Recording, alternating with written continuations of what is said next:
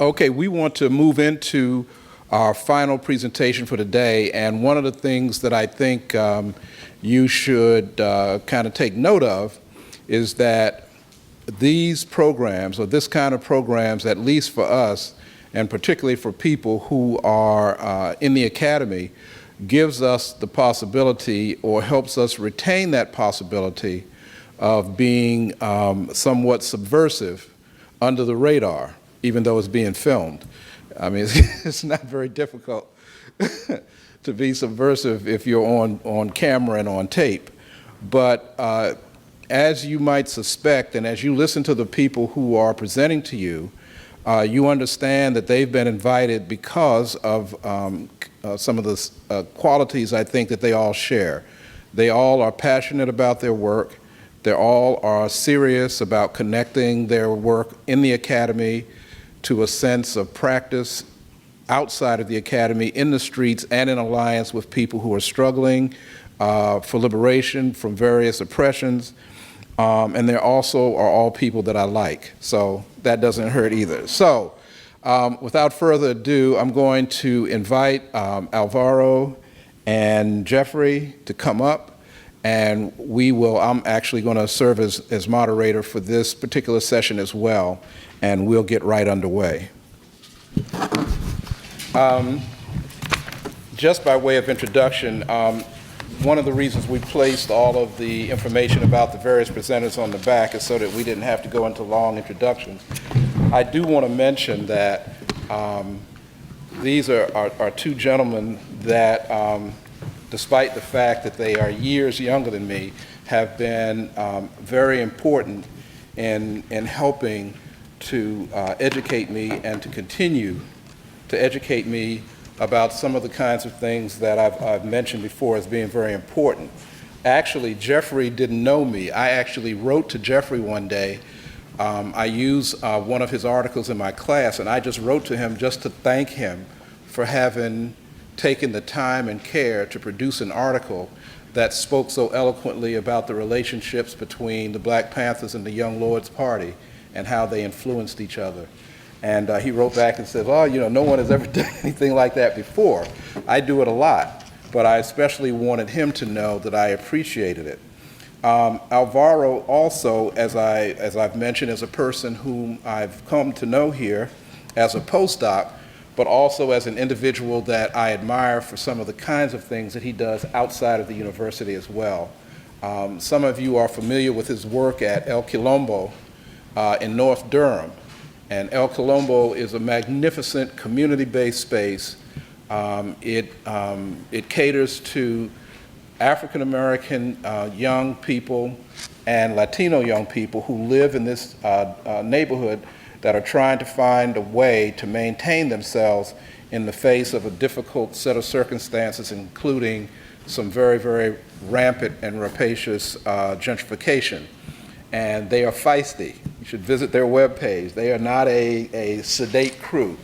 And I've had the pleasure of visiting them. And I have never mentioned this to him, but when I walked out, it brought tears to my eyes, because in this small space, they've gotten old computers, maps, books. They're doing things bilingually with these young people. They're playing games with them, and it's all volunteer run. So having said that, I want to begin. The Stone Center at some point in the near future is going to try to connect formally with El Colombo so that we can learn and hopefully contribute a little to what he's trying to accomplish. So Alvaro, if you don't mind, I'll let you go first, and then we'll go directly to Jeffrey. Sure. I just want to say two things before I start. The first thing is that the panelists, obviously on U.S. Black radicalism and the connections to Fanon, I do mention very briefly some connections, but I would want to talk about that more in the question and answer session. The second thing is that what I'm doing is basically a straightforward reading of the Wretched of the Earth, maybe some of my own insights, but mostly a straight reading. And to people who have actually taken time to sit down and actually read the Wretched of the Earth, you'll find it actually really familiar, but unfortunately I think it's actually still very necessary to do this reading. 50 years after the publication of Frantz Fanon, The Wretched of the Earth, it has become apparent that the reception of this momentous work, especially within US academia, cannot be separated from the wider attitudes and perceptions held regarding the agency and actions of the Wretched in their anti-colonial campaign, whose aims and aspiration, The Wretched, the book, both brilliantly captured and simultaneously helped to mold. After years of silence regarding both the anti-colonial struggle and Fanon's work, during the 1980s, in an atmosphere of reaction and retrenchment, a stream of commentaries began to appear within US academic circles that set out to take hold of the figure of Fanon at the expense of distancing him from the Wretched, from their actions, their sweat and blood, their collective intelligence, their victories over the impossible, their mistakes, their betrayals, and their resounding defeat. In some, at the expense of distancing Fanon and his thought from their struggle. Central to this endeavor has been the attempt by several scholars to reduce Fanon's Wretched to an example of overzealous advocacy, whose undergirding impulse, much as that of the Wretched themselves, is a theoretically indefensible essentialism that can only find its antidote in what these scholars claim is Fanon's more nuanced work, Black Skin, White Masked. As my contribution to this panel, I will make two central claims regarding the strain of reception of Fanon. First, that such a reading is simply untenable, given that the identifiable impulse of both works and of the Wretched themselves is to think and act beyond the trap of essence and indifference. A project that I will show the Wretched substantially deepens. Second, even the most cursory encounter with the events of recent decades, the last 17 years of Latin American insubordination and insurgency, the more recent events in Africa and the Middle East, allow us to once again place Fanon and his work where they belong, in the hands of the Wretched in their struggle. There, it is clear that far from an anachronistic text of a bygone anti-colonial era, The Wretched of the Earth stands firm 50 years later as a guide and provocation in what has been and is today a protracted and at times stunted battle for dignity and against coloniality. It is in this context, like Josie Fanon, heartened by the massive wave of student and worker protests gripping Algiers in 1988, and dismayed at the violence with which they were met, that today we too can exclaim, in both senses of the phrase, "O France, the Wretched of the Earth again." Entering the first pages of The Wretched of the Earth can be a bit disconcerting, not only for the complexity of the positions expounded there concerning violence, but primarily for what appears to be an implicit affirmation of the Manichaeism that, according to Fanon, subtends the colonial order. In fact, not only is Fanon's world divided in two, devoid of the social ambivalences present in the daily lives of the colonized and the colonized, but Fanon goes so far as to claim that this distinction itself takes place at the level of a difference in species. Species that are congenitally antagonistic due to what he calls the reification secreted and nurtured by the colonial situation. The language of species used by Fanon is drawn directly from the vocabulary of the colonists, whose dehumanization of the colonized subject leads them to speak in zoological terms when referring to the yellow multitudes. That is, for Fanon, the colonists do not tire of referring to the colonized in terms of hordes, stink, swarming, seething, etc.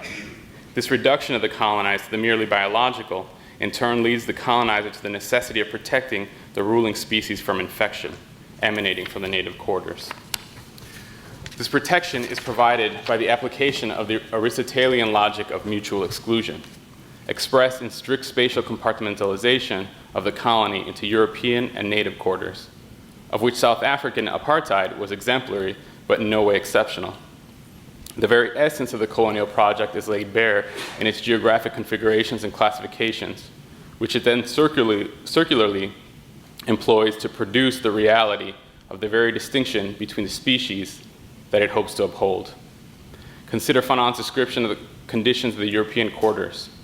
The colonist sector is a sector built to last, all stone and steel. It's a sector of lights and paved roads, where the trash cans constantly overflow with strange and wonderful garbage, undreamt of leftovers. The colonists' feet are protected by solid shoes in a sector where the streets are clean and smooth, without a pothole, without a stone. The colonist sector is a white folk sector, a sector of foreigners. And almost as his photographic negative, his description of the native quarters.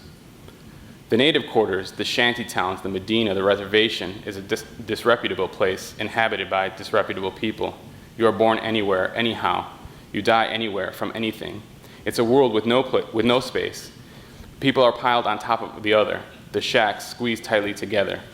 The colonized sector is a famished sector, hungry for bread, meat, shoes, coal, and light. It is a sector of niggers, a sector of towelheads. According to Fanon, capitalist societies are characterized by the fact that an educational system and a set of moral reflexes play a mediating role to help to instill in the exploited a sense of submission and inhibition, and that therefore function to ease the labor of the particular into the social organization of the whole. In Fanon's words, mediation in European society masked domination. In colonial societies, no such mediation exists. The zone of the colonist and that of the native face each other, separated by, in quotes, napalms and rifle butts, directly opposed but never in the service of a higher unity. In other words, in the colonies, the reality of the one-to-one correlation between one's species and one's place is never masked. This creates an explosive situation where the native is physically dominated, but there is nothing in place to assure that they are domesticated. They are made to feel inferior, but they are by no means convinced of their inferiority. For Fanon, and for the movement of the colonized in which he partook and bore witness to, there is domination, but there is no hegemony. Importantly then, for Fanon, these two elements, the creation of oppression and the constantly identifiable external source of that oppression, allow the colonized a point of decision. It's us or them. The logic of Manichaeanism used by the colonists is reversed in order to become the very basis for the colonized to glimpse a future without the colonizer. If the colonizer's status arises from having imposed themselves through violence from elsewhere, then certainly those from here can see that destroying the colonial world means nothing less than demolishing the colonist sector, burying it deep within the earth, or banishing it from the territory. We are back at the very first line of Fanon's Wretched. Decolonization is always a violent event. The racism of the colonizer has laid the groundwork for what Fanon referred to as an anti-racist racism of the colonized. The anti-racist racism of blackness that raised the specter of liberation as a hellish race war that would very explicitly and repeatedly make it into the writings of Eldridge Cleaver, for example, Minister of Information of the Black Panther Party, and also become the object of contemplation for a series of Michel Foucault's 1975 lectures. It is exactly at this point in Fanon's narrative that others have stepped in to both praise Fanon and to in effect attempt to save him from himself. They have praised him for highlighting the way in which the division of the colonial space interrupts, if not freeze frames, the temporal unfolding of a certain triumphalist Hegelian narrative, exposed here as that of a circular and self-contained Western self. Almost as quickly, however, Fanon's tacit affirmation of the colonized reverse Manichaeanism has been viewed as a deviation and retreat from the ambivalence of identification associated with his invocation of Lacanian psychoanalysis and its mirror stage of the eye in footnote 25 of chapter 6 of Black Skin, White Mask. According to Homi Bhabha, for example, the state of emergency from which Fanon wrote The Wretched, and one can suppose Bhabha is referring to the exigencies of the Algerian Revolution, demanded more urgent answers and immediate identification, and thus forced Fanon to bypass his previous subtleties.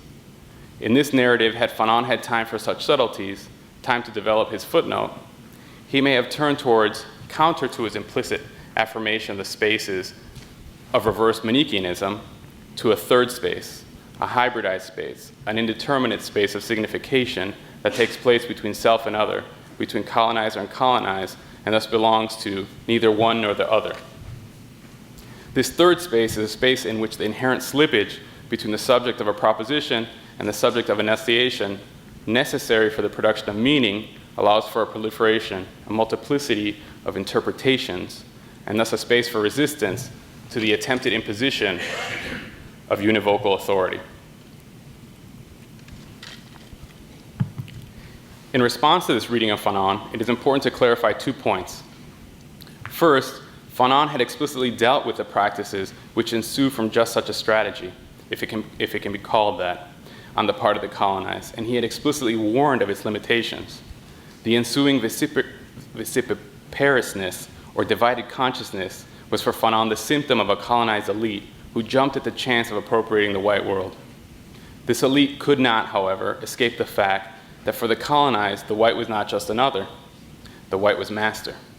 Thus, inhabiting that space where one was constantly viewing oneself through the eyes of another in the context of colonization would likely lead to what he termed sickening mimicry, that despite expressing a minimal resistance, did nothing to alter the reality that even in this third space, the colonizer remains the center of attention, and that therefore the future destiny of the black is always white.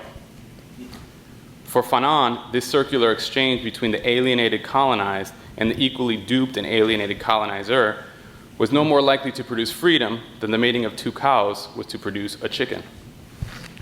Second, as Ako Sekiotu has pointed out, this admonition of what Baba calls Fanon's more immediate identification with the colonized in the Wretched of the Earth hinges on isolating the moment of reverse Manichaeanism in Fanon from the unfolding of Fanon's own dialectical narrative of decolonization. It treats the question of anti-racist racism and race war, the question of blackness, as if these were the final rather than the inaugural moments of struggle. That is, it attempts to use the psychoanalytic structural dialectic of alterity to interrupt what it reads as Fanon's appropriation of a classically Hegelian narrative of alienation and disalienation, in which the moment of encounter implicit in colonization is the unfolding of a simple term and its becoming other, in the moment of decolonization as the negation of the negation, the return to itself as an achieved concept.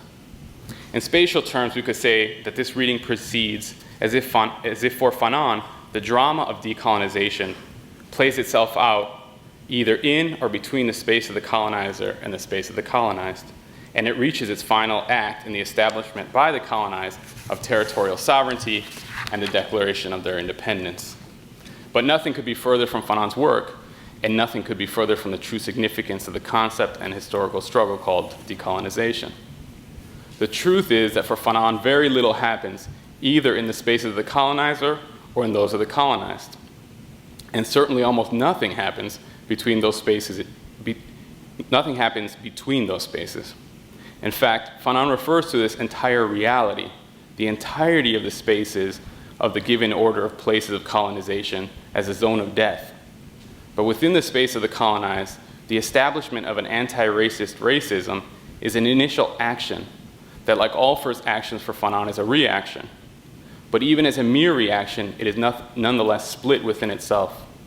This reaction, like all reaction, is more likely than not to continue forever in the logic of reciprocal homogeneity and hate that rules all the spaces of colonization. That is, it is more likely than not to be trapped within the entire reality of colonization, regardless of the presence or absence of the colonizer. But this reaction also signals something entirely different, the exhaustion of politics as already given. The point at which, according to Fanon, tactics and strategy merge, and the art of politics is transformed into war. The militant becomes the fighter. To wage war and to engage in politics are one and the same thing. But far beyond the mere deployment of physical violence, this point is the collective realization that colonization is a question of relative force, of relative strength among two distinct subjective forces. In this realization, the colonizer stepped onto the scene to smash the self-satisfied fullness of the colonizer, not only reintroducing the possibility of a reversal of fortune, the possibility of moving from persecuted to persecutor, but more importantly, they have put their finger on the possibility of a scission, a break in the colonial structure. In Fanon's words, they have introduced the possibility of a turning away from Europe and of an affirming of the new. The spaces of the colonized are themselves split in two, between mere reaction firmly within the zone of death and what Fanon terms the zone of hidden fluctuation, or the zone of action. But this zone of action cannot by definition exist, as Homi Bhabha would like it, between colonizer and colonized, as that is still firmly within the zone of death. Rather, it comes into being between the point of scission, the point of decision of the colonized to destroy themselves as colonized, alternatively called blackness, and the new. Decolonization begins then with very literally the decision of the colonized to move, to break with the assigned order of places, and to create new social spaces. But let us take careful note then what Europe, the West, and colonization are for Fanon. First, Europe is not a location. It is a process. Second, it is most definitely not a system of othering. It is in fact a process that never met another. It instead consistently meets only itself, but in degraded form. That is, in the eyes of Europe and in the process of colonization, non-European peoples are not simply excluded from humanity.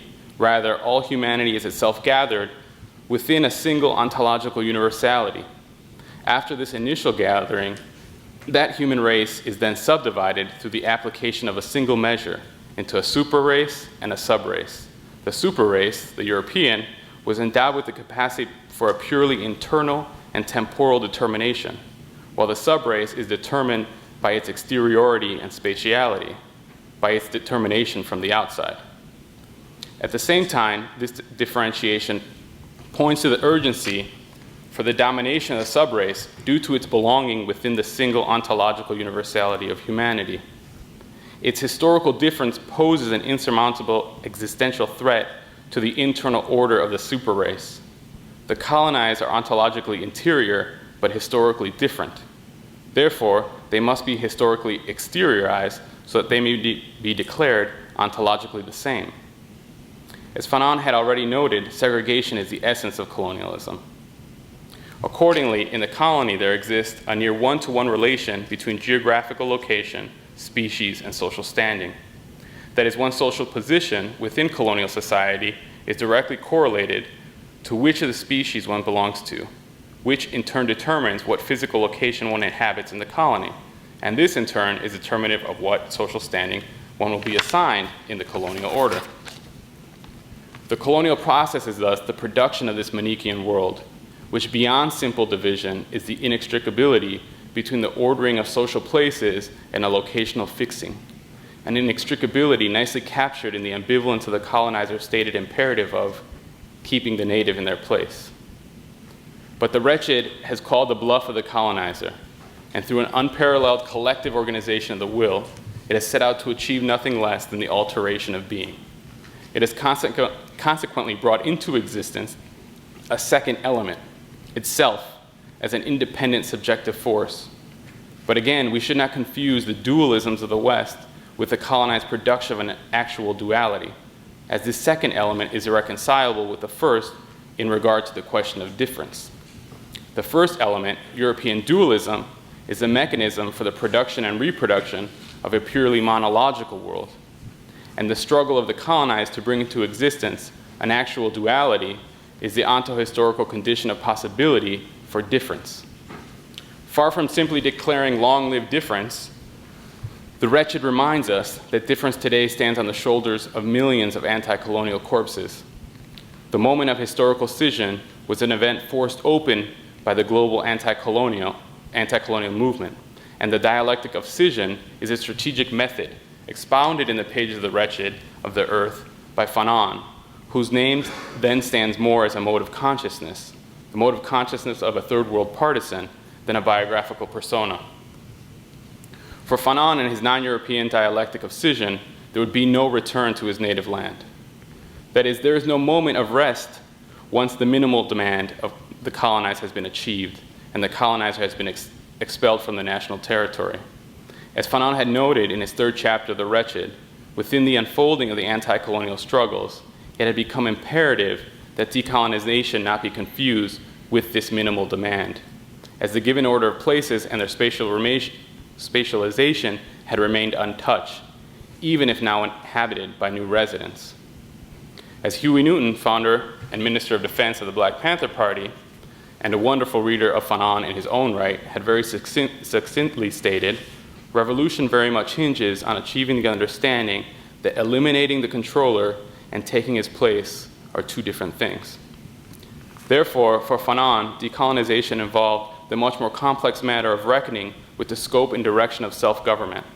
Far beyond national sovereignty and formal independence, this implied acting from the following principles.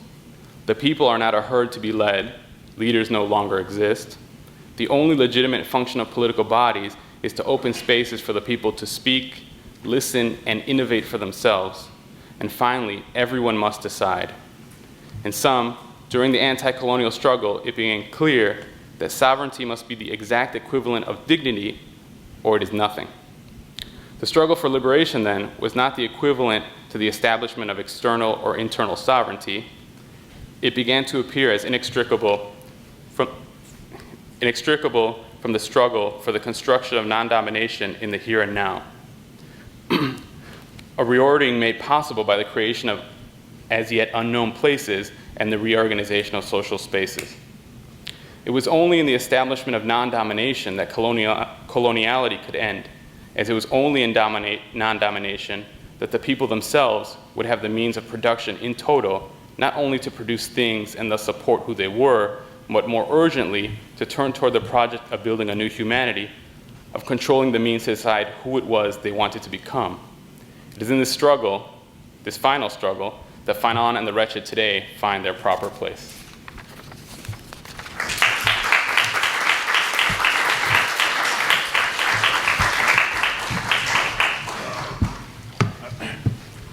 All right, I've been in conferences and symposia before, and I know it's really, really tough this time of the day. And I feel, for multiple levels, one is you have all these wonderful presentations up, so it's kind of hard to offer something new. And also, like, we're humans, we get tired and stuff like that. So if y'all want to stretch or kind of like just like, flap your arms or something like that, I'm going to try to be new, add something to it, and also keep your attention in this last little bit.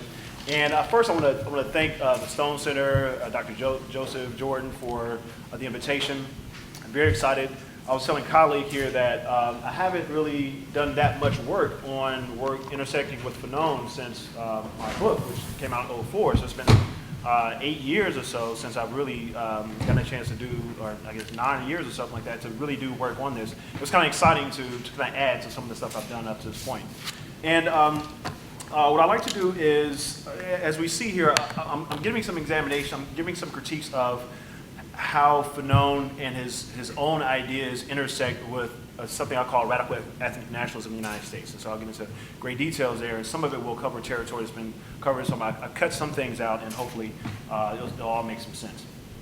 Specialists on people who understand the Black Panther Party oftentimes have immediate sort of reference to guns and militancy and very little more, And so even in some textbooks, so to quote one, the Black Panther Party was, quote, a militant organization which engaged in a series of shootouts with police departments across the country, right? And so we have a sort of an organization that was much more complex and much more involved than just violence, but sort of reduced to violence. And oftentimes our reading of Fanon has this sort of pedestrian, what I call a drive-by history, of just that little reference to Fanon and his sort of occupation and obsession with violence, even to the sort of pathological sort of morbidity of it all, right? And so this is a critique of Fanon's influence beyond violence, but looking at violence also. So specialists on Fanon's most important work, or most well-read work, Wretched of the Earth, typically lament how much of the book's wider points of analysis have been reduced to the author's explorations of violence. William W. Hansen, in this the Fanon study guide outside, for example, notes that critics and supporters of Fanon alike often embrace, quote, an equally narrow view of his work and have, quote, tended to focus on his discussion of violence and to the exclusive of the essential core of his thought. This has been unfortunate for two reasons. One, it has been often obscured the far more important and essential elements of Fanon's thinking, parts of which are contained in the chapter entitled Concerning Violence. Second, what Fanon did have to say about violence and the liberation struggle has often been extremely distorted and taken out of broader context. In a similar vein, in Frantz Fanon, A Critical Study by Irene Renzier, the author notes that, quote, those who believe that Fanon, like Che and Mao, was more interested in the process of violence than where it led can only be said to have missed the point, unquote.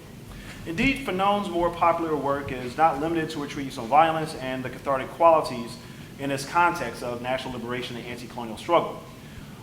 Those thoughtful and substantive comments in his work on national identity, language, culture, solidarity across international boundaries are not just other parts of the Wretched of the Earth, but are found significantly in the ideological contours of what I call radical ethnic nationalism. Between 1966 and 1975, there emerged in the United States a broad-based, geographically and ethnically diverse movement of self-described revolutionary nationalists. The first national and above-ground articulation of this was the Black Panther Party, which was widely viewed as a vanguard party by those people who define themselves as revolutionary nationalists. Like Frantz Fanon, they understood the essential role that language, culture, and race played in anti-colonial struggles. Viewing themselves as members of internal colonies and also part of third world peoples, they offered in many respects what was the most visible and mature expression of Fanonist approaches to radical and revolutionary politics in the West. Groups like the Black Panther Party, Young Lords Party, Brown Berets, Red Guard, and Yellow Brotherhood ideologically intersected and overlapped with Fanon's just beyond violence. This essay will explore how these radical ethnic nationalists reflected and shared notions of national consciousness and many of the other qualities that I mentioned earlier. There's much to be said about the references to violence in Fanon and found in the literature of radical ethnic nationalists. If one were to read Palante, which is an organization, the newspaper for the Young Lords Party or the Black Panther, one would find references and quotes from Fanon. The political education classes of the Black Panther Party included his book, Wretched of the Earth, along with Miles' Red Book, and by 1969, Sharon Haight's book, The Haight Report, which was on feminism and sexuality. Fanon, there's a lot to be said in terms of how Fanon reimagined and offered a reinterpretation of Marxism. Some of that has already been said here in terms of lumping. As we have heard earlier, classic Marx Engels interpretation of lumping, there's scum of the earth, the downtrodden, the refuse of society, not to be trusted, be counter-revolutionaries, easily exploited by the state, had a reinterpretation with Fanon. Fanon, of course, argued that you have the peasantry, looking at Africa, as a sort of vanguard for revolution for the reasons often said earlier. They had least investment in the system, least to lose, more to gain, and it made more sense in a pre-industrial landscape. And in the United States, however, the Panther Party offered its own reinterpretation of class analysis, Marxist-Leninist analysis, and they didn't see the peasantry as, or sort of the closest thing to the peasantry. I guess you have sort of, rural farm workers, oftentimes someone like Fannie Lou Hamer, for example, in the civil rights movement. You have a lot of people in the South, rural folks who are tied to the land, but again, they don't represent the majority of black folks in the United States, let alone the majority of the people of the United States. And while SNCC, Student Nonviolent Coordinating Committee, worked with them in many ways, the Panthers saw that as not their core constituency and didn't believe that peasantry would be the vanguard, but in fact, what they called the lumpen proletariat. And they, like Fanon, offered a new interpretation, saying that while they might be, and they define them in different ways, actually. So you have some that say that some Panther writings refer to them as, those marginal brothers on the block. They use the term brothers on the block, gangs, gang members, thugs, hoodlums. Those people who in Watts in 1965 had the gall, the temerity to go toe-to-toe with the police. That they ripped off their antennas, that they threw bricks at them, that there were snipers at the LAPD, a notoriously racist occupying force in black communities. And so for them, they thought that the lumpen proletariat, when it came to revolution, they were the ones who would actually take to the streets and be the vanguard. Or to quote Fanon here, and I'm going to see if I can put a direct quote. Fanon said of the lumpen that the lumpen in these urban centers, they would be the, quote, for them, this class, the rebellion will find its urban spearhead, right? So Fanon saw the urban element of the lumpen proletariat in Africa as to be the sort of spearhead in many ways that might not have been the case in Europe. And for the Panthers, they saw this as the vanguard.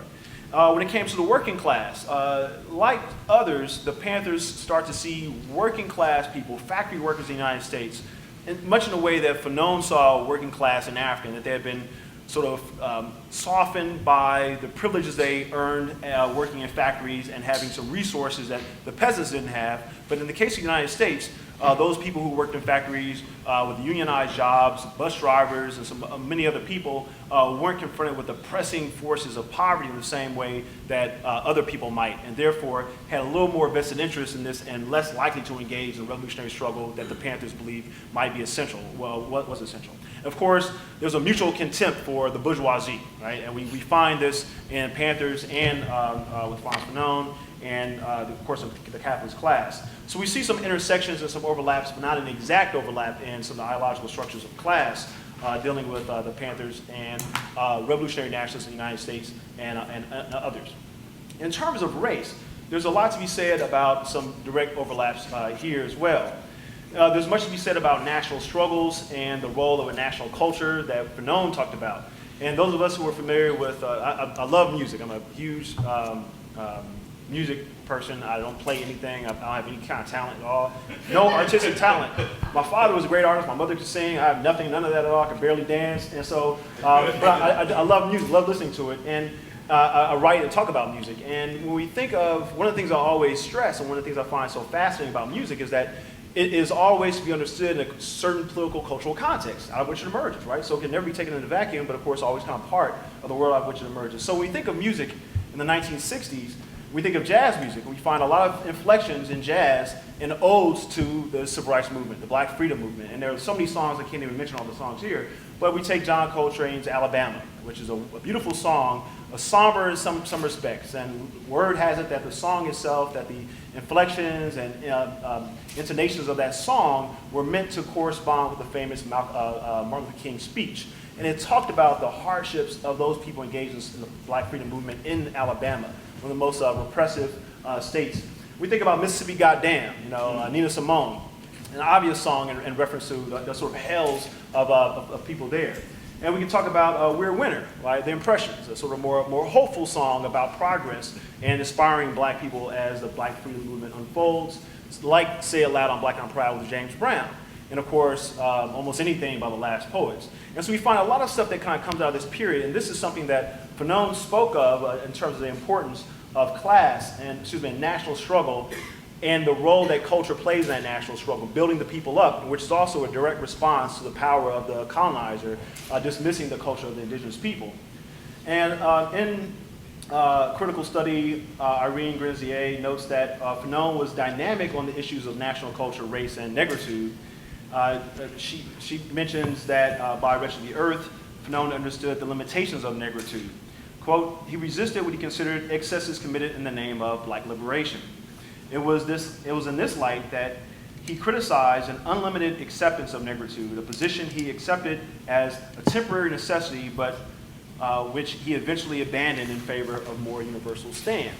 And there seems to be some insistence that Fanon, in his sort of criticism of what might be moving towards chauvinism, racial chauvinism, has some pushback, and that he sought liberation for all people, and that negritude seemed to privilege one over the other, which seems to be anathema to some of his politics, but understand simultaneously that Marxism, traditional Marxism, minimized the important role that class, race played, particularly as we understand relationships between Europe and its colonies.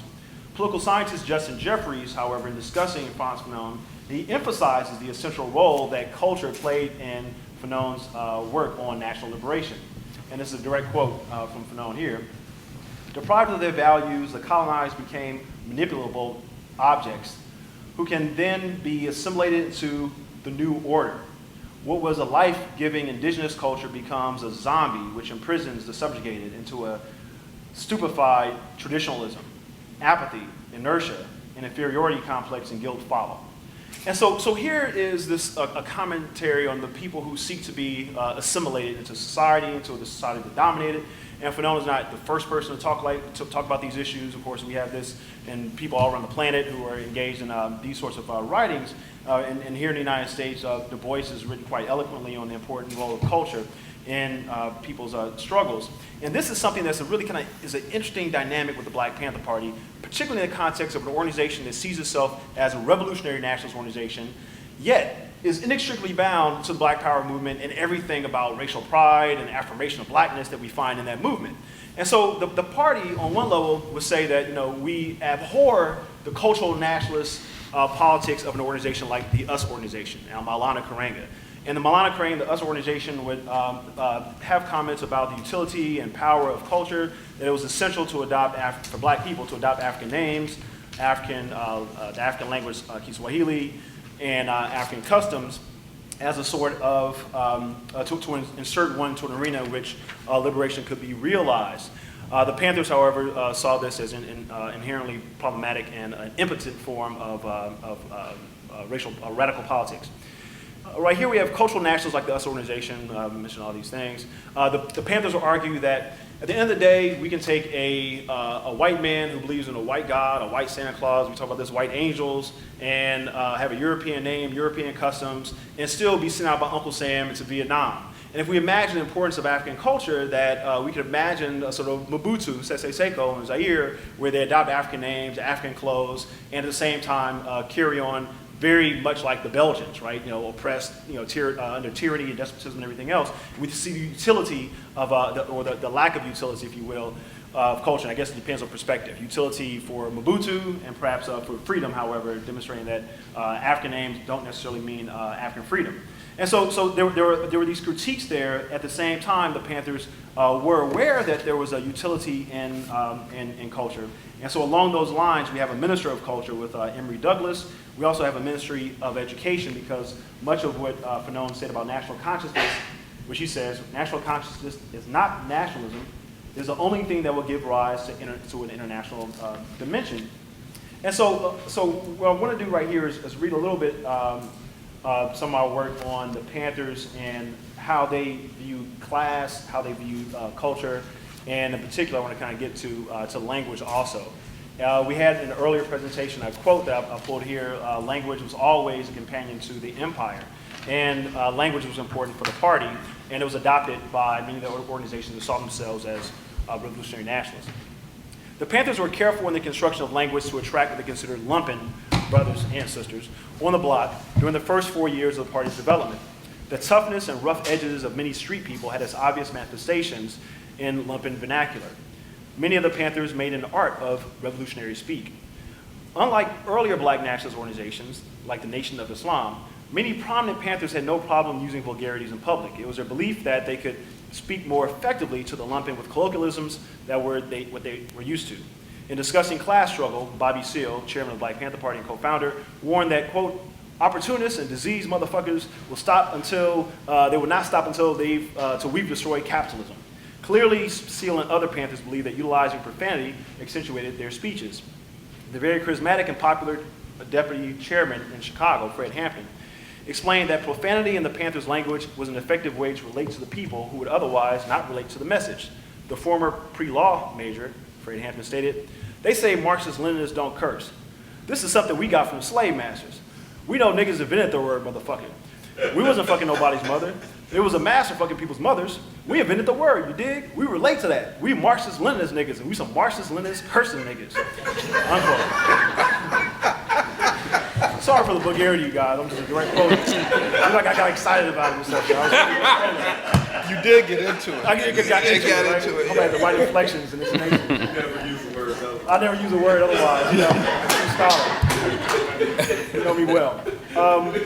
The popular use of profanity derived from, deviated from all major black organizations. The Panthers' promotion of the gun as a most important tool of political struggle also alienated many from the quote-unquote People's Party. Huey Newton, co-founder and Minister of Defense of the party, argued.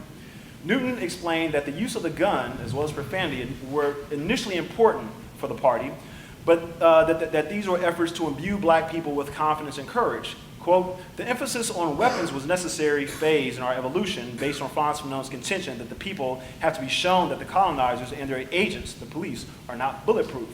Despite the profanity and glorification of the gun, and perhaps in part because of them, the party found many members in its early stages of development."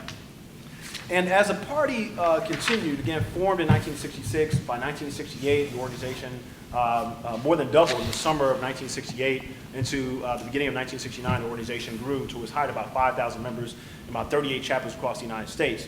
The organization was also sort of enveloped in a larger historical context where African Americans were affirming themselves in ways that people had never before. Hairstyles, fashion, music, you name it, there were new inflections of blackness and the affirmation of black pride that had never been seen before. And again, these inflections were manifested in music. And we mentioned some of these things already. And I want to move on a little bit to some of the comments and critiques of these songs. So despite the racially affirming songs and their influence in raising the political and cultural consciousness of the people, many in the Black Panther Party found such pro-black rhetoric fundamentally weak. And this again kind of goes to what Fanon would say about national culture. While important, there were some limitations. Linda Harrison, a Black Panther in Oakland, warned readers in the Black Panther newspaper that the threat of cultural nationalism can be summed up in James Brown's words, "I'm black and I'm proud," unquote.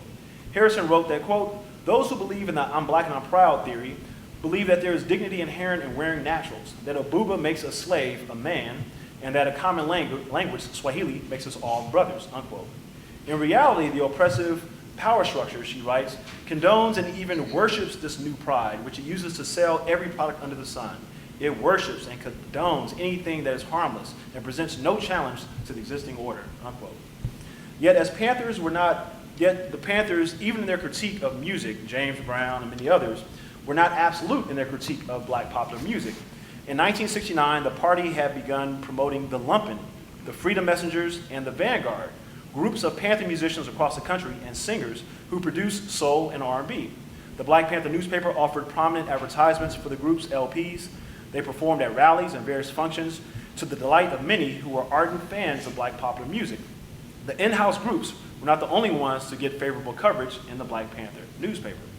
Minister of Education George Murray extolled the impressions in their song, We're a Winner. The pro-black qualities of We're a Winner were appreciated by large segments of the Black Power movement and feared by some in white media, many of whom refused to play the song on radio stations in fear that it would foment rebellion among blacks. It is in this assessment of black popular music in the Black Panther newspaper of February 1969 that Murray declared that black music must be beholden to the welfare of the people. It should reflect the desire of the people to be free. In doing so, it will provide a necessary element for cultivating revolutionary culture. The struggle against oppression demanded it. So we have here a lot of different sort of forces at play, and again, some overlaps between the party and some of the critiques, major critiques offered by Fanon. What I wanted to do is kind of move forward and talk about radical ethnic nationalist organizations that followed the Panther line in total. The groups that I named before, the Young Lords, the Brown Berets, the Red Guard, Yellow Brotherhood, these organizations explicitly in their own writings said that we follow the Vanguard Party, the Black Panther Party. They modeled themselves after the party. They created, the Panther Party had a 10-point platform. The others created platforms of 11-point platform, a 13-point platform, but they modeled their platforms, and in many of those points were direct quotes from the Black Panther Party's platform. And they would have organizational titles that also overlap with the Minister of Information, Minister for Defense, and elsewhere, similar. So without getting into great detail there, we have some direct overlaps. I want to look at the language here and how the language we find similar to what we find in the Black Power movement. And with the Chicano Power movement, which emerged shortly after the Black Power movement emerged, we have the Brown Berets and David Sanchez in Los Angeles. And out of that, we have other permutations and inflections of Chicano nationalism throughout the United States.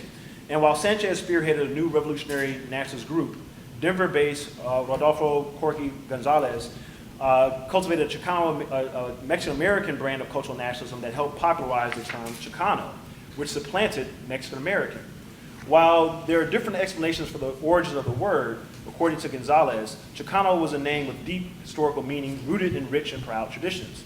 Like the term Negro, Mexican-American, to Gonzalez and others, reflected a confused, culturally ignorant assimilationist, wedded to the system of oppression and exploitation that trampled upon the rights of the brown masses. These Anglo-prones, he called them, eagerly defended white supremacy, even to the extent that they accepted their own inferiority. The acceptance of their inferiority was indicative in their eagerness to jettison any cultural trappings of their Chicano heritage and their willingness to idealize whiteness. Speaking Spanish was discouraged, as were holidays, rituals, and other aspects of Mexican culture. Chicano, by contrast, proudly affirmed self-determination. Like the newly popularized term black, Chicano came from the people, not the oppressors. It was a word that the people chose to identify with themselves. It also spoke to the myths that characterize cultural nationalist traditions. In an essential part of nationality formation, Chicano nationalism celebrated a past envisioned as an almost Edenic pre-European contact world. That past served as a source of pride and fundamentally undermined the history lessons taught in schools, in which non-Europeans were perennially marginalized and relegated to secondary roles as backdrops to the stage of European history and civilization. One of the things that we have in quoting Frantz Fanon is his sort of reference to the psychology of oppression, and much of that has been said already about what it meant to be a person of color in a white supremacist world, and said in many ways. And many of these organizations in various ways directly responded to that same sort of phenomenon. And I don't have much time to get into all of it, but I want to jump forward to looking at a Japanese American organization in my hometown, Los Angeles, called the Yellow Brotherhood. And this is an organization that emerged in the late 1960s and saw themselves, again, modeling after the Panther Party. While the Red Guard, the Asian American Political Alliance, and E. Warren Quinn pulled heavily from college-educated middle-class Asian Americans, the Yellow Brotherhood, a Los Angeles-based group, emerged in 1969, and like the Panthers, attracted many quote-unquote brothers off the block. Formed out of a nexus of political militancy, ethnic pride, and a general pathos, social pathos, the Yellow Brotherhood was the first of any radical Asian organization of militants in the city. It comprised former gang members, ex-convicts, and servicemen. Many were Nisei and Sansei, second and third generation Japanese Americans, who were unnerved by the political reticence that seemed to characterize their communities, particularly at an age when other ethnic groups had galvanized around radical ethnic nationalism.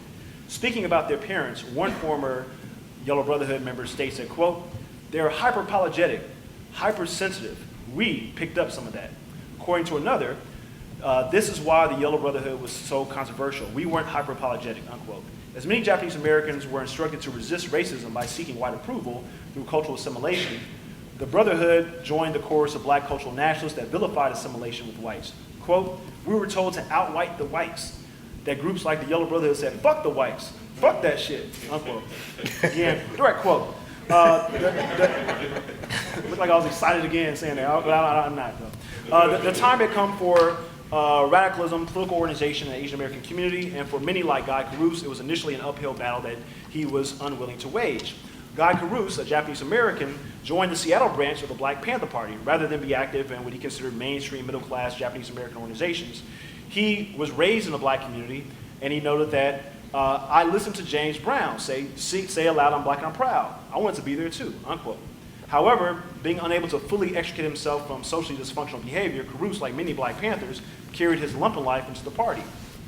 Quote, "I was a renegade Panther. We were what Bobby Seale called jackanapes, kids that had good intentions but were relating strongly to hoodlumism," unquote. Deeply involved in the black community, Guy Caruso was unaware of any community of young Asian revolutionaries until a visit from Mo Nishida, Victor Shibata, and Warren Futurani from California. His immediate reaction was, this is the Japanese American member of the Black Panther Party from Seattle, his immediate reaction was, quote, "I don't need to talk to no Japanese motherfucker who thinks he's white," unquote. He stayed in the Black Panther Party until he learned in college that there were in fact radical Asian Americans engaged in the trenches and work that he found to be particularly important.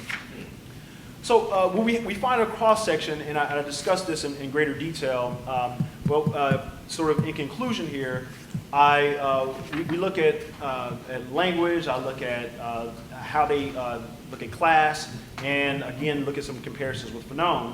And Fanon writes, quote, that the colonizer was not satisfied merely with holding a people in its grip and emptying the natural brains of all form and content. By a kind of perverted logic, the colonizer in this process turns to the past of the oppressed people and distorts, disfigures, and destroys it.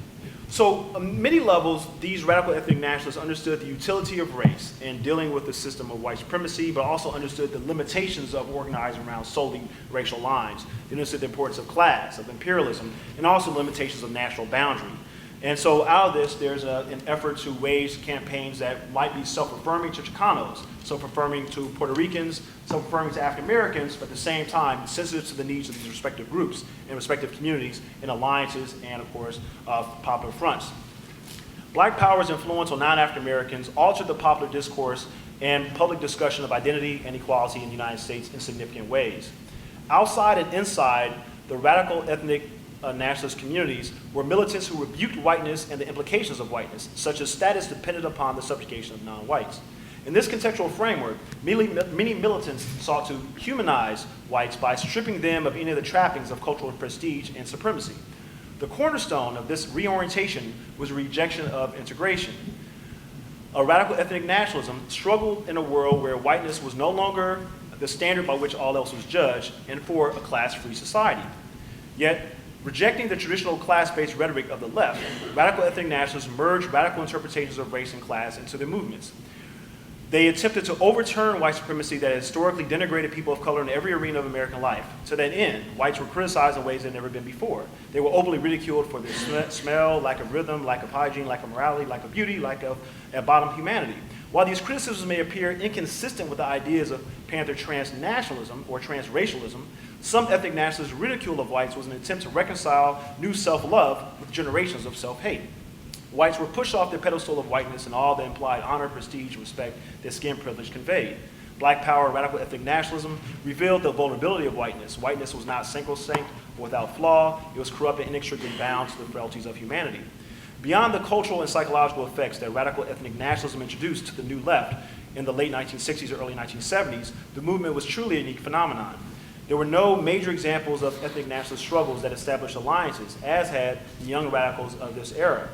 Asian American, white, and actually I talk about a white group called the Young Patriots of Chicago. This is an organization run by actually former street gang, like the Young Lords. I talk about them here, but not in our discussion here.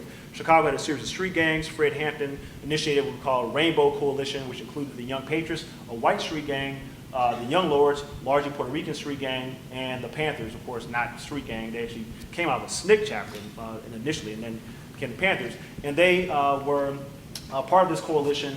And interestingly enough, and I have a picture here, the Young Patriots, this white organization, they spoke and provided security at rallies. And this is in the book Black Power right here. Outside, we have a picture of Preacher Man. This is a guy who was the head of the Young Patriots white organization. He has a clenched fist. They provided security at Panther and rallies with others. He actually had a Confederate flag on his hat. And the Confederate flag, they would actually have Confederate flags on the side, and people said, well, this is clearly a demonstration of their commitment to white supremacy. And they made it very clear, the Young Patriots, that we are as opposed to white supremacy as any revolutionary should be. And they explained that that Confederate flag was an ode to they were mostly Appalachian street youths in Chicago who saw themselves marginalized by larger white society. So for them, that Appalachian identity had always kept them outside of the mainstream of Chicago. And for them, that was their little element of cultural attachment that was the other, right? And so they made it very clear that, again, they were anti-racist, and their politics were clearly anti-racist, whether we agree with their interpretation or their reappropriation and reinscribing meaning to the Confederate flag. But anyway you look at it, they were whites who were part of this coalition and spoke to the attempt by these organizations to transcend race. And not just, as these organizations said, our enemy is not with white people, it's with white supremacy, right? And so that's a fundamental element there. There have been no organizations, no major examples of this ever between African American, Puerto Rican, white, Chicano, Asian, and Native American radicals. And out of this emerged an emphasized class conflict, yet also interracial coalitions. When the Black Panther Party coined the slogan, "All power to the people," it was attempting to broaden the call for Black power by transcending race. According to party chairman Bobby Seale, interracial coalitions are powerful examples of the people gaining strength in numbers in their efforts against the power structures of oppression. At the center of this movement was the Black Power movement, which provided the earliest examples of cultural nationalism and political organization around ethnic nationalist causes. The Black Panther Party served as a paradigm of radical ethnic nationalism and vanguard party for the revolutionary nationalist movement.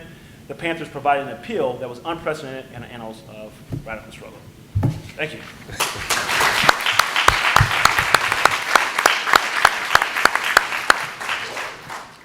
Thanks to both. We're going to take a little time to ask some questions or entertain questions. I just wanted to make a couple of notations as we went through. Many of you all know that I think it was in 2007, the Stone Center attempted to reassemble the coalition that you mentioned. So how many were here for that? Oh, a lot of people were here. But we did bring back those members of the Young Lords and the Black Panthers who had forged that coalition, and we actually had Poison, the gentleman that Fred Hampton had sent to talk with Cha-Cha Jimenez and to form that coalition. And we actually did a second program actually at Urbana where we actually brought members of the Young Patriots back. So we had a panel with actually with Cha-Cha, with Carlos Flores, and a number of other people who had been part of that, including Iris Morales and others. So that's very, very prescient with us. In fact, many of you know that that coalition between the Patriots, the Panthers, and the Young Lords was the first rainbow coalition. So you want to know where Jesse Jackson got that term, stole the term.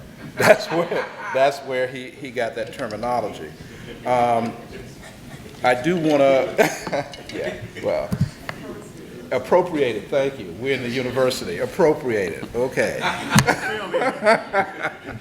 I do also want to make a very early mention that you mentioned Mississippi Goddamn by Nina Simone, quote. Nina Simone is the subject of our fall exhibition here at the Stone Center, and many of you know that she is a native of Tryon, North Carolina, so we will be doing a big event associated with her being kind of a native daughter. I also want to make one other thing. You bring up some important points that we've been discussing here, not only about the role of the lumpen and others, but the relationship between the popular political expressions and the kind of politics that emerge. And I can say that the theme song of my track team was "We're a Winner" by the Impressions. Wow, wow. And we weren't winning anything. And that was our theme song, and the song was much better than our performance. Let me ask both of you this question, and this has come up for me throughout the entire 2 days, actually going back to the film, and that's the attention that you all have paid, and I think rightfully so, of the role of the lumpen proletariat, which of course people like Cabral use the term déclassé, which is of course the other terminology. But Cabral was not as kind. Right. He was not unkind, but he was not as kind to the role they played. And I think Ranjana brought out a little bit about that because of their unpredictability. But I want to look at it from the other side. When people talk about the possibility of the lumpen proletariat being this urban spearhead, I just wrote down to myself, who wants to be a spearhead? If you see what I'm saying. That's another terminology for it. Why would you want to be a spearhead, and is that possibly part of the reason for the fact that they could not be, quote unquote, trusted? And I think of the film Burn, right? And what happens to Jose Dolores after they take over and they are sitting in the State House trying to figure out what are we going to do next. Is that the reason that we sometimes see this distrust of that set of people? Is it because Fanon stopped at that point where he made an analysis of their role and didn't talk about what happens afterwards with this particular group? He goes into a long dissertation about the middle class and how they perform, but nothing is really said. And the other thing I would say is that many of the Panthers were lumping themselves, so they felt comfortable with going out into these communities where most other people would never go. So those are 2 or 3 questions wrapped up in there, but I hope both of you all have something that will come directly to you. Well, first, I think it's really important to think of, especially in the context of the Black Panther Party, the role of, or the category of the lumpen in a changing nature of production. And I think this isn't really talked about a lot. So when the Panthers come around, you obviously have the mass migration of African Americans to northern cities in the West, but you also have sort of the changing nature of factory production, the disappearance of the factory, and sort of this turning of production into sort of the society as a whole. And I think this is actually has to be tied back into the idea of the lumpen. So if the proletariat is the subject of political change in the factory, the lumpen is the possibility for a political subject at the level of the entirety of the city. How do we think of having a strike in after deindustrialization? How do we think of having, there's all types of ideas in after SDS, they think of the community union, and in the Panthers, this idea of the lumpen tied to the service programs, and I mean, what became community centers, I think was really sort of the initial point of starting to think, how do we act politically after deindustrialization, after the decentering of the industrial working class? I guess in terms of, if I got the question right, trying to explain the unreliability of the lumpen or the sort of... To say a little bit more, again, we're speaking of the lumpen from the perspective of Fanon. And I'm kind of arguing that Fanon analysis stops at a point, whereas his analysis of the petty bourgeoisie and the middle class, the non-decolonized mind goes further. So is there something to be said about the mistrust of the reliability of lumpen or déclassé individuals in this kind of revolutionary action?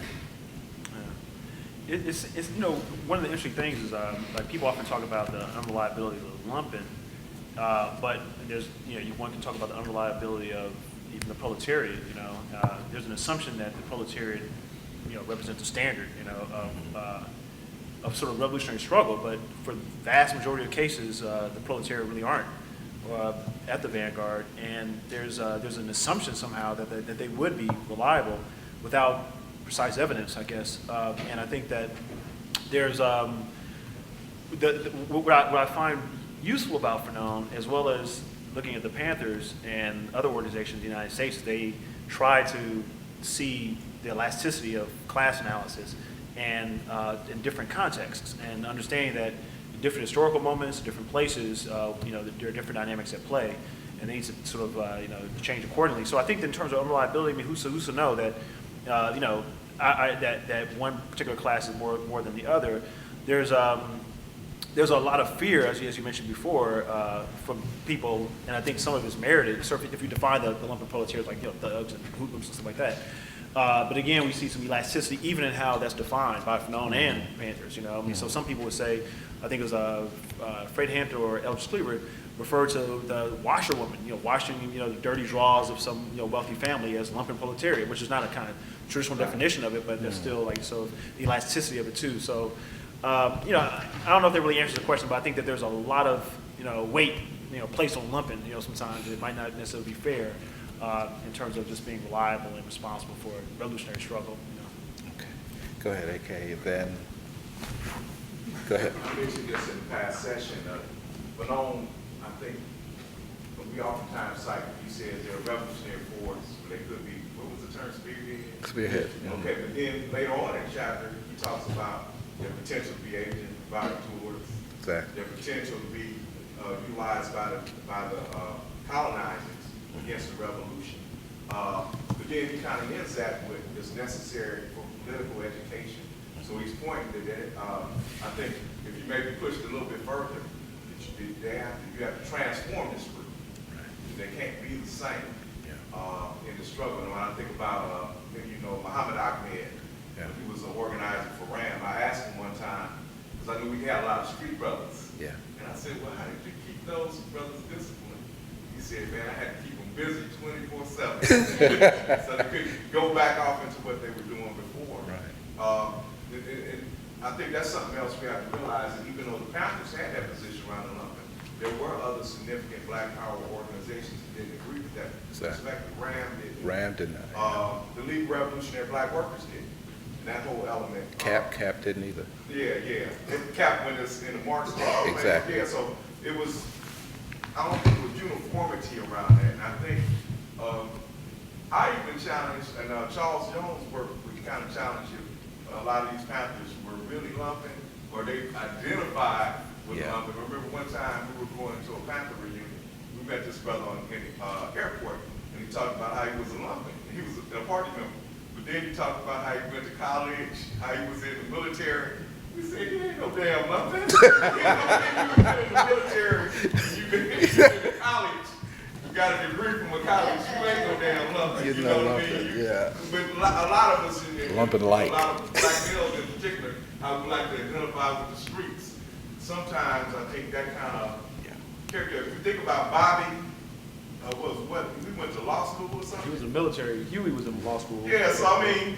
They both were in college. Yeah. Now, Elvis Cleveland, That was lumping. but you know, all of them were that's Bob, Bunchy Carter, that's a lumping. Yeah, You know, yeah. gangs. Well, he was in college too, though. Huh? Bunchy was at UCLA. Yeah, that I mean, he was a thug. He was from the streets. yeah, He was straddling the that line. high petition program, yeah. Go ahead, and then we'll come to you. Yeah, I really appreciate the two presentations, particularly the inclusion of the cultural piece. It's really important. So just a comment and then observation and a question. This kind of builds on what AK is saying. You kind of locate what you call radical ethnic nationalism with the inception of the Panther Party. But there's so many other organizations that precede that. You know, whether it's SNCC, the League of Revolutionary Black Workers, the Organization African American Unity, you know, Republic of New Africa, all of those, which I think kind of fall into that category. And even within it, the utilization of some of Fanon's ideas and Marxism and all of that can be found in that. So I just think it precedes the Panthers. The question I have, though, we're 50 years out, we're re-examining Fanon, and we're in a period, an interesting period in world history, but also in U.S. history. So this is supposedly a post-racial society with a black president. We've got the worst economic crisis that we've had since the Depression. We've got this mass incarceration of black people. We've got middle-class youth in the streets now talking about capitalism. We've got all of these kind of things that are going on. What is the utility now, if any, of Fanon? How might we reintroduce Fanon to this broad movement in a way that makes sense, that helps people along, and not necessarily tries to guide them? If I can, I want to I appreciate the comments also about the antecedents to what I call radical ethnic nationalism, like Panther Party. And so this is an excerpt from a larger project from the book. And so in the book, I talk about all the organizations that come into shaping the Black Panther Party's ideology. So I go through the Nation of Islam, RAM, SNCC, I quote them, I talk about their alliances, all these sorts of direct connections with membership and all kinds of different things. So I appreciate what you're saying there, and that's an excellent point. The utility, I mean, of Fanon, I think there's a lot to be said in terms of, I mean, one of the things that I like to stress is that, I guess if you look I don't know anyone, because everyone I know who talks about post-racial, we snicker at the idea, right? Because I don't know anyone who actually says that, and everyone universally understands we're not in it, so I don't know where people feel the need to kind of, but yeah, along those lines, clearly we're not, but I think that what's interesting in that, while race certainly isn't what race was 40 years ago, or further back, that we have on like the Occupying Wall Street and other places, we have people who sort of, I think people are understanding the sort of role of class in ways that people have not, but still quite crude, sort of a huge swath of the country. We were talking about this earlier this morning. We were talking about the sort of ways that Americans kind of deal with class, and I think that, for Fanon's point, and many other people on the left have sort of argued the important role. And one thing that I was saying earlier in our conversation with Fuzi is that, and I wrote this piece in The Root a little while ago about Michelle Bachmann, this rage of like white Americans, that kind of thing. But you have sort of wealthy people who've convinced, working white people that, their political alliances lie within, and that they need to challenge, things that like increasing minimum wage, increasing taxes on the rich, Pell Grants for college, things that actually benefit them, universal health care, that these are things that minorities want. These are government giveaways, and white people, you need to organize against that kind of stuff. And it's like one of the major dupes that you've ever had. And I think someone once said that this is the first time in the history of humanity where you've actually had working class white people, like teabaggers, working class people taken to the streets to defend the wealth of the richest, right? And and being almost revolutionary about it, right? And so it's fascinating to see, but I think that this Fanon's interpretation, like the interpretation of a lot of people on the left, I think will sort of open up, possibilities for organization, not teabaggers coming out and doing what they're doing, but other sorts of, activities, political activities. I would say that this idea of building institutions of non-domination is, I think, where we need to really place our emphasis. The idea that the real struggle for decolonization is a struggle for dignity, and dignity is non-domination.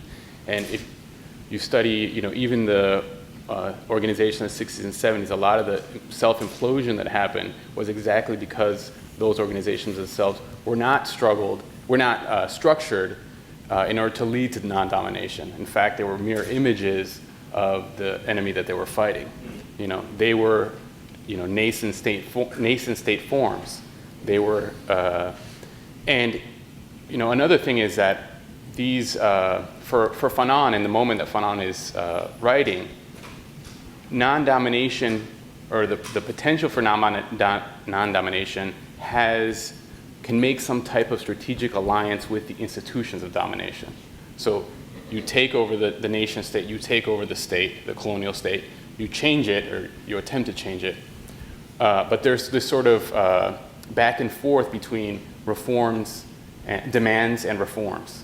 And I think in the sort of structural crisis of capitalism we're talking about today, though that relation between demand and reform is no longer there. So the institutions of non-domination that we do build not only have to be geared towards someday taking the state, but actually becoming, functioning sites of governance, of self-governance. So that something like, Huey would say that the breakfast programs had to be the seed of the alternative society itself. So internally, it wasn't focused on something else, taking the state, revolution in the future. The revolution has to, there's Zapatista say the revolution happened a long time ago, right? So you put the revolution is in temporally in the past, and now you have to live it. Instead of thinking about revolution has to happen in the future, and creating these organizations to supposedly one day have revolution. Right. And Amilcar Cabral called this build while we fight. Right. So. I did want to make a point. Professor Umoja, Akinyele Umoja, we have to give him a hand. He drove here from Atlanta to come see you all speak. So, and he is chair of African American Studies at Georgia State University, and he writes on African American self-defense groups in history. So he goes back to the African Blood Brotherhood, all the way back into those earlier organizations in the 20s who were underground organizations who resisted, whether by arms or other means. Can I see the other hands up? 1, 2. Okay, 1, 2, 3, 4, 5. And then we all love each other and go home. Okay, go right ahead. My name's Leslie Carr. Hi, I was a Leslie. student here 50 years ago. So I was in SDS. Wow. I went on Right. from there. That leftward trip that you all were studying, maybe some of you participated. And I think it's a really interesting exercise that you did here today to take Marx's concept of lumpen proletariat out of the 19th century, looking at the white European working class and then the lumpen proletariat, and apply it around in different historic periods and so forth. It's not surprising that it doesn't fit, but it's also revealing in the ways in which it doesn't fit. And it occurred to me, took me back 50 years ago when I first started studying Marx, and I don't remember him discussing this concept much at all, but it transferred to our experiences pretty well. Who was the lumpen proletariat? They were the people that put lumps on your head. Yeah, right. They were the dangerous ones. Right. They just weren't regular white working class people. They were brutal. They were sadistic. They were happy to be the spear for the ruling class.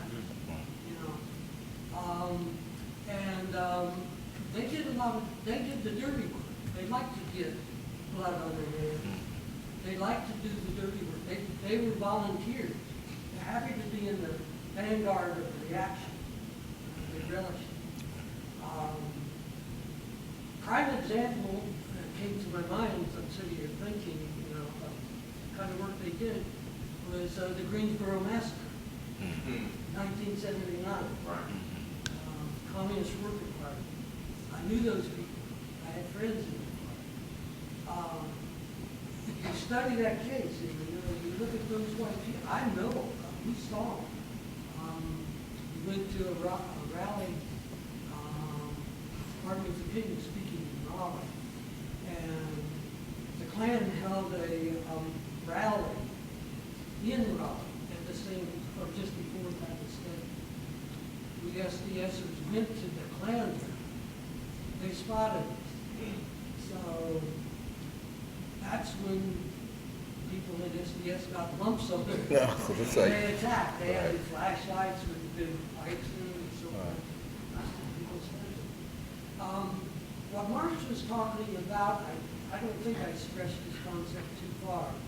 But y'all were focusing on a different application of the term, but there was a real, still is, a real lumpen proletariat that's dangerous, so on the borders of criminality and so forth.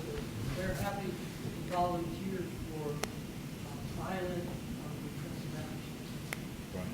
Part of, he kind of, for those who couldn't hear exactly in the back, he was talking about lumpen proletariat and the way that it's been kind of examined by us, and maybe in some ways not exactly what Marx meant, but he's also saying that they had a way of kind of analyzing the term, because these were the guys that would put lumps on your head if you, when they wanted to get their way about something. So in some ways appealing for a kind of an analysis that's a little bit precise and helps us to understand. Okay, go ahead, Donato, and then we'll come right to you, Lynn. Talking about the importance of culture in the process of the colonization, and I see that culture in the process of decolonization and in the process of neo-colonization seem to be a same process, and sometimes it's very difficult to untangle. You mentioned the case of Hutu in the Congo, and I think this afternoon in a transnational context, we talk about the importance of education and how important it is to educate people so they can know their own history.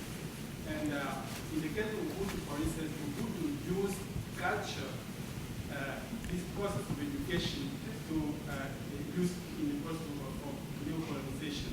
He will speak to people, not to the elites, but to people, not in French, but in Lingala, using the structure, the traditional structure called Panther, we call it colony response. He'll come and he'll say, ladies and gentlemen, that's what it usually means. So people will respond, yeah. So they will respond just as our ancestors did in the villages, when they were learning about the ancestors, about culture and so on. And so we want to use that also to teach people about their own history.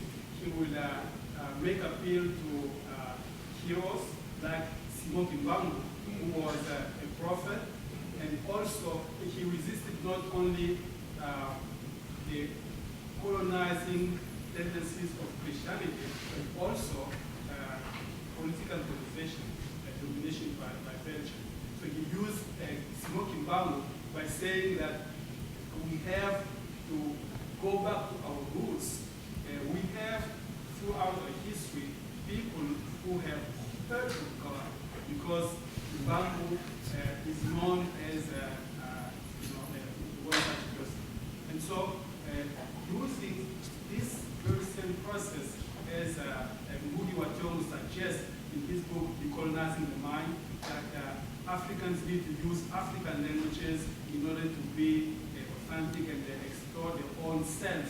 Ubuntu uses that very same process to co-opt this process of decolonization, turn it into recolonization, because in the end, he ends up actually using these very same people, and as Professor Zobola talked about this morning, by disciplining them, because once they were convinced that this was their revolution, this was for them, then you could not wear certain type of clothes, because when you did that, you were against the revolution. You could not watch certain programs, or you could not speak a certain way, because you were against the revolution. So it is your revolution, but it's not.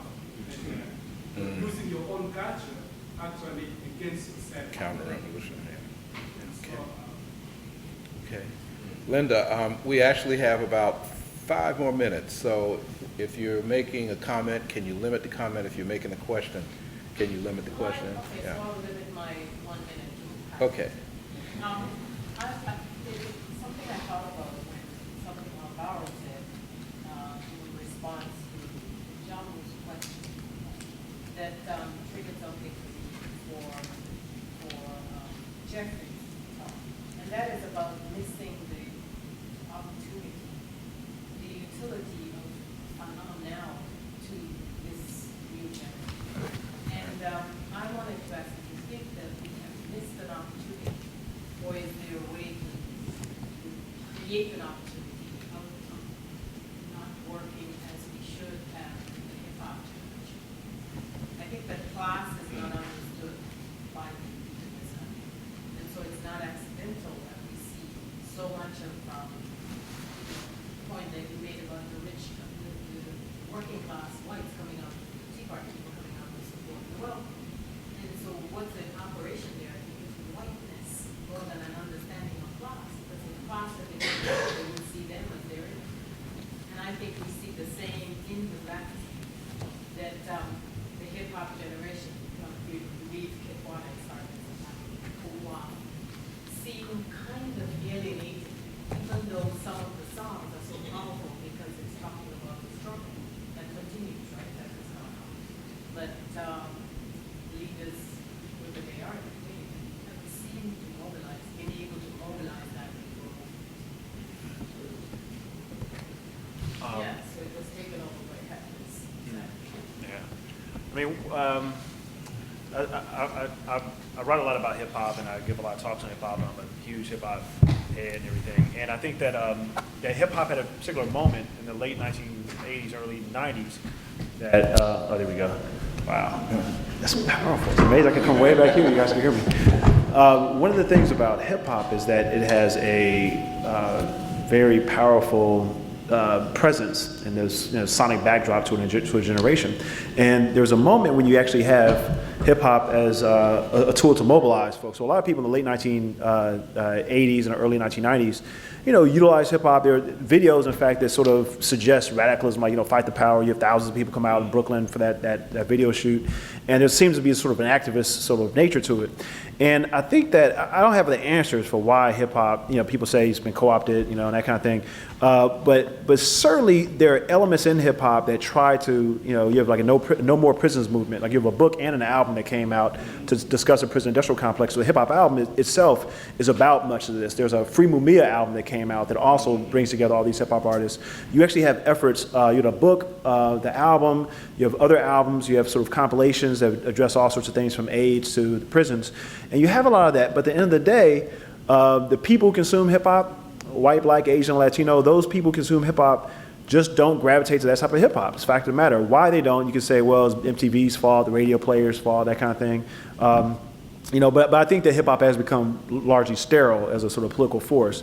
I agree, except for, the mainstream politics. In 2000, 2004, 2008. In fact, in 2008, African Americans between 18 and 29 voted at highest rates of any demographic group of 18 and 29-year-olds. And people say, well, it's because of Obama. So young black people, young hip hop, if you want to, they're actually not even, they're post-hip hop generation, actually, according to Picard Kitwana.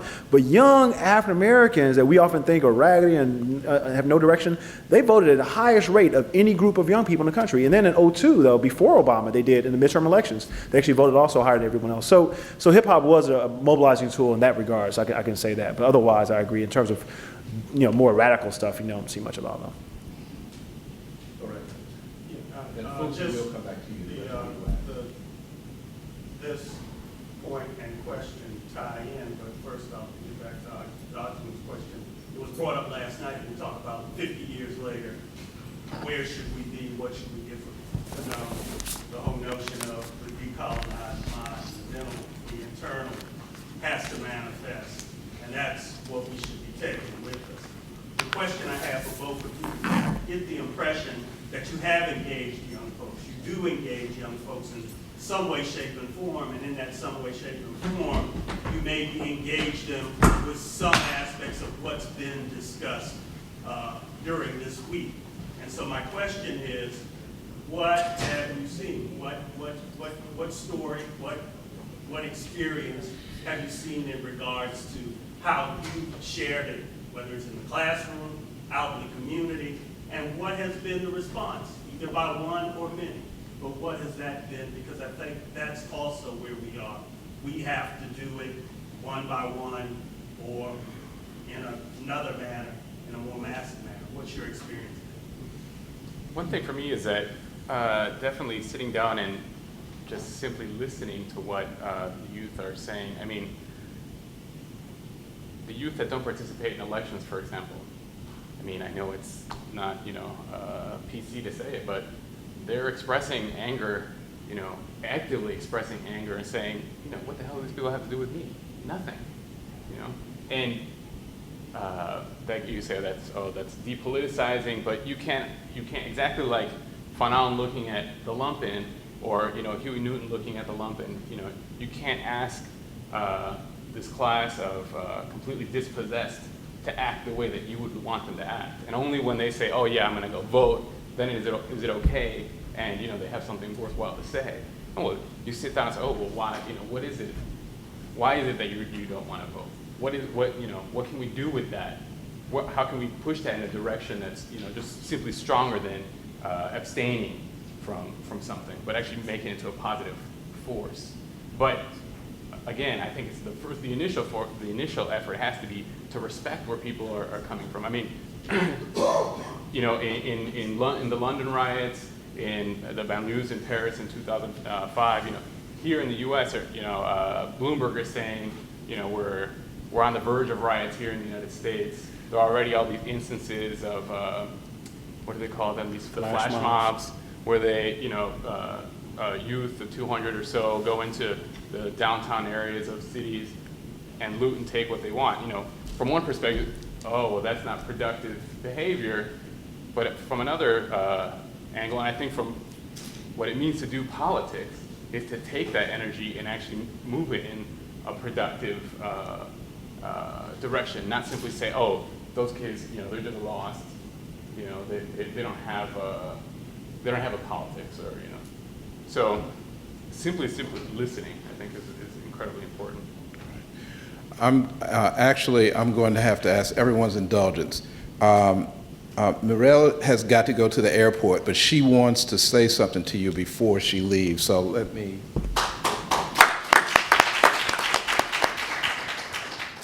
Thank you. I want to thank you, all of you, to welcome me as you host me. And also because the level of the presentation are very high, and I feel more intelligent when I was there before my coming here. For that, thank you. And also because now I know what we are doing, try to do with the Frantz Fanon Foundation is on the right way. And we have to continue, and of course you are the most welcome to share with the Frantz Fanon Foundation your view on the Frantz Fanon work and is relevant in this such context where we are now. Thank you for all. Thank you, Joseph, and thank you, Stone Center. Bye-bye.